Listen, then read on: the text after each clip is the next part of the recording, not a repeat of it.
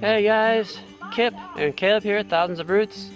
Today we're going to be talking about weeds in the garden, weed suppression and garden edges, and some possible solutions to weeds invading your garden from the edges. That's a huge problem here in Missouri, and I'm sure it's a big problem many places where you are trying to grow your own food in your own garden.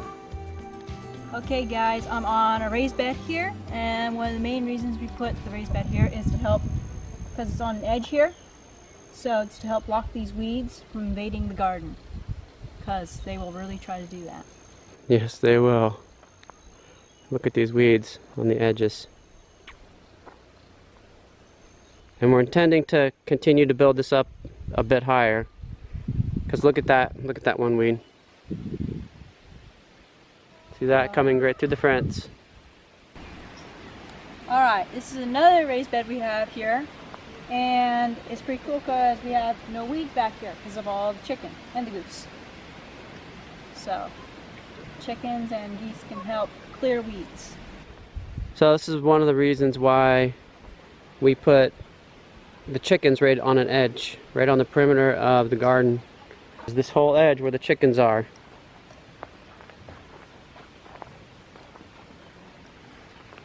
Is weed free. Okay guys, look at this. Even over there, here I'll show you over there better. So see what I mean, how they keep this edge clear?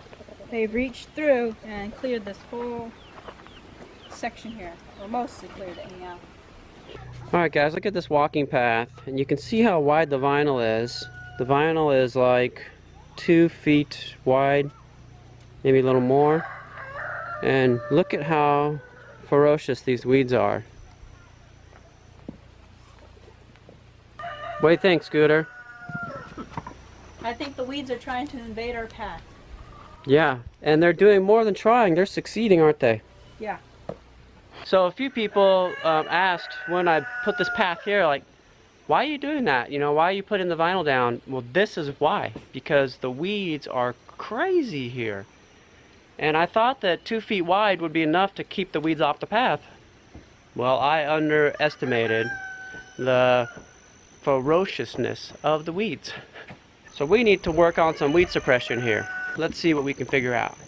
This is another pretty crazy area because we have a bunch of dirt here that was recently disturbed.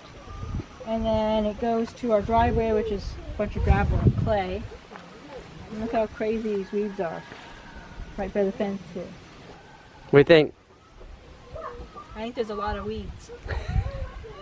This edge was just like the edge of there going to the driveway, but this is how we've suppressed the weeds in this area.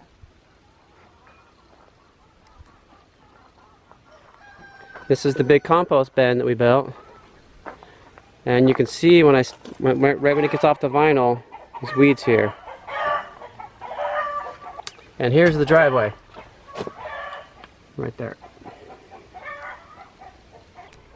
So here's this far edge, this far corner of our garden. We continued the vinyl all the way over to smother. Gotta battle the multiflora rose before you can get to the metal, huh? Yep. We have both greenbrier, which has got pokies, and a bunch of multiflora rose right in the pathway to where the metal is over there. So there's always unexpected tasks for every job on the homestead, huh? Pretty much, yeah. If you think you can just, go grab the metal real quick and throw it in place to suppress the weeds, you better think twice. Because for every project there are at least one other thing in the way so that you can get to that other project. Right. When it comes to dealing with weeds in the garden, everyone's situation is obviously going to be a little bit different. Some people live in the city and they've got nice solid fencing that blocks outside weeds from getting in their garden spaces. Some people like to use a lawnmower or a weed eater and just go around the whole edge, get rid of the weeds and grasses that way. So today we're just kind of sharing some of our experience and our ideas, and we are trying to lean more toward a sustainable way of doing things. So we do not have a working weed eater, we don't have a mower, And we do have a scythe, however, that's really tricky to get in around edges with the scythe. So we're just having to come up with creative ideas using the materials that we have on hand to try and take care of these weeds. And remember, a lot of the first steps in weed suppression is all temporary. You're just trying to block out the sunlight and the moisture and begin the process of getting rid of those weeds. So the first step for us today in this weed jungle is putting down the metal. And the metal will probably stay down for, what, a couple weeks maybe, until we get our wood chips. And once we get wood chips, we are going to take the metal off, put down cardboard and wood chips, and that's only the second step. There's going to be another step next year when weeds begin to sprout. We're going to have to really be on top of them in this area. But then each year after that, if we keep on suppressing and pulling up what weeds do get through, eventually, years down the road, the hope is that this whole area will be pretty much weed-free. Get ahead of it. Yeah. So it'd be incredible to go from pasture, thick old pasture land, to a space that's going to be possible for growing food, and it's going to keep the whole rest of our garden on this side free of weeds as well. Who's that cute little monkey in the tree? You love climbing, don't you, darling? Yeah. There's obviously lots of different things you can use to do that first step of beginning to smother the weeds. Just use whatever you have, and remember, even though it may look terrible, it's just temporary. And I should also mention that we do a no-dig gardening method. So I know a lot of people just go out and just till up the land, try and till up the weeds. And for lots of reasons, we've decided not to till. We don't want to disturb the organisms and the whole natural system that's in that soil. So we are, and also our soil is just full of rocks. So here in Missouri, we're going to stick with a no-dig method. So that means no tilling. That means suppressing the weeds as the first step. So the second step for us was putting down cardboard or old feed bags, whatever we had on hand, and wood chips. And you guys can see that this has been very effective. We do have to come along and get a few weeds. Here's just a few little teeny weeds popping up, but it is so minimal. And see how easy that weed came up? They come up so easy in the wood chips. And then the third, fourth, fifth, the steps all beyond that are to just keep up with it every year, pulling out the little weeds that come up, and then periodically adding more cardboard, paper, and wood chips as needed in areas where the weeds are really still trying to come through. And then for all of our grow beds, we are going to just keep piling on compost until we get a good layer. And then once we've got an established layer of compost beds for growing our veggies in, that's going to get a lot easier in the future as well. We'll only have to put maybe a couple inches per year, and that's sustainable. We have systems in place to produce that much compost for our gardens. All right, let's go see how the guys are doing with getting that metal on those weeds.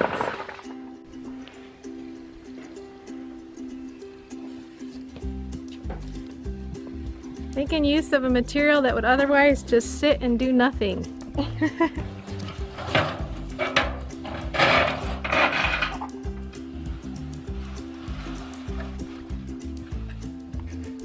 The weeds are so tall, it's just kind of floating, huh? Hovering. It's hovering. It's going to take some time for that to... You may have to put some blocks on to smush it down. Weeds will die under this and it'll sink. They'll die from two reasons. Well, three reasons. Lack of sun, lack of moisture, and the heat. The heat on these will burn the weeds. Right. And so they'll sink. Yeah. And one cool thing about us getting to this late, I mean, it would have been a lot easier to put this down before the weeds came, but now all the nutrient in these weeds is going to go into the soil and help whatever we plant there in the future. Thanks for helping, Caleb. Welcome. Now, if you remember from our French drain video that we had, and we'll put a link right there to that, for putting in a French drain for our root cellar, this was all dug up and disturbed heavily by heavy machinery. Yeah. So we didn't quite expect the weeds to be this ferocious here. Yeah. But they are. So now we're taking measures to deal with it. Yep. Here goes Sunny. We've been letting Sunny roam the garden, and he just does this all day. He just walks all around the garden. Loves it. Quite the cruiser. Are you our little mascot? Hi, Sunny. Hi, Sunny. Bye, Sunny.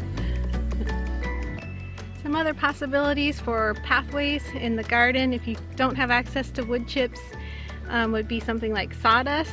That would work. If you've got plenty of it, even just compost. Share in the comments below if you have any other ideas for how to keep weeds out of your pathways. We really like the wood chips, but we know not everyone has access to wood chips. So I'm sure there's lots of different creative ways to keep those pathways in the garden weed free. My lovely lettuces have finally started to bolt, so I've pulled most of them out and I've got some empty spaces that I've been trying to plant some new little bits of lettuce, and unfortunately it's been so hot that the little lettuce plants are wilting away even under this totally covered trellis shaded area.